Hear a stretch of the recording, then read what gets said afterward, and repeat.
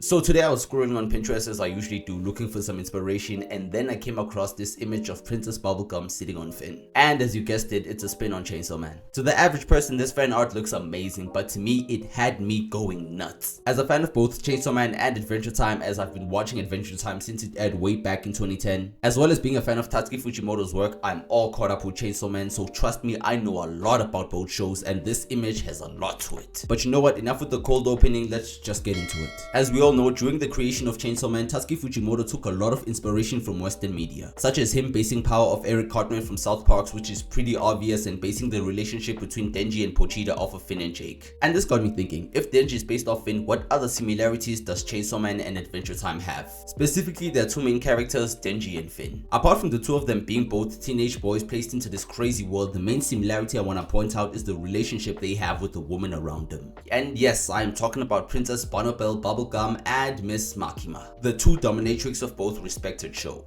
And if you've watched both shows, you know that the two of them are basically the same person. Both of them are controlled in a menacing way, both of them have turned our main characters into child soldiers, and both of them have used sexual coercion to control our main characters. And obviously, since Adventure Time aired on Cartoon Network, it is a bit tamed compared to Chainsaw Man, but if you rewatch Adventure Time as an adult, you notice that a lot of these moments were very sexually driven. Like, there's an entire episode where Finn makes Ice King fight Flame Princess because he had a wet dream.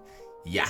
But you know what, I digress. Do you guys remember when Makima promised Denji a little something something if he killed the gun devil for her? Well yeah, it's the same thing when Princess Bubblegum tells Finn to go fight a monster, kisses him on the cheek and calls him her hero. And the worst part is, both of these women are messed up. Makima is literally the control devil and has done messed up things, but her main goal is to just break Denji mentally. While on the other hand, Princess Bubblegum is literally an 800-year-old dictator that has committed mass genocide at its highest form. She literally has a say in every kingdom's decision. She's like the USA of Adventure Time. And guess what, she might not know it, she probably does, but by turning Finn into a child soldier, she's really messing him up real bad. Finn literally has a vault where he locks away memories he can't handle, cause he said it himself, by constantly fighting these monsters he's actually left traumatized. Which I'm not gonna lie is a lot for a quote-unquote kids show. But apart from all that, the main similarities I want to point out between Finn and Denji is sexual. Just hear me out, let me explain. Both of them are young teenage boys who are sexually clueless and are still trying to understand these new feelings they have.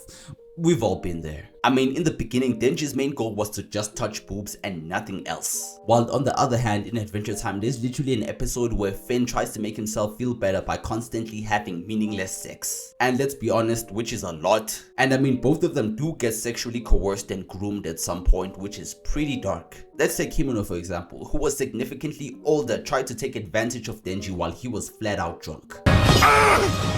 It should have been me, not him!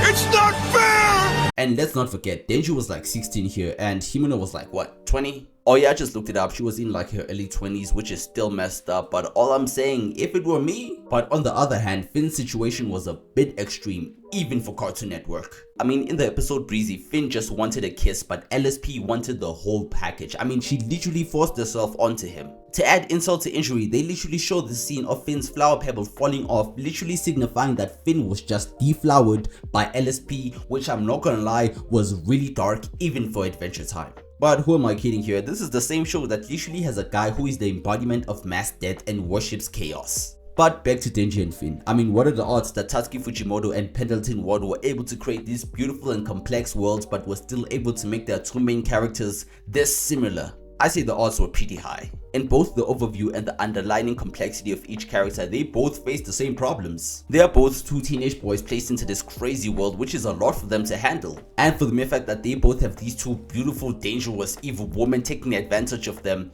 they are practically the same person to me. But you know what, maybe I'm looking a lot into this and I'm just fan crazy, but these stories are too similar to have these two complex main characters actually facing the same problems. But maybe I'm just tripping. But that is it guys for today's video. Make sure to like the video, drop a subscribe to the channel, hit that noti bell to stay in tune, and I am done.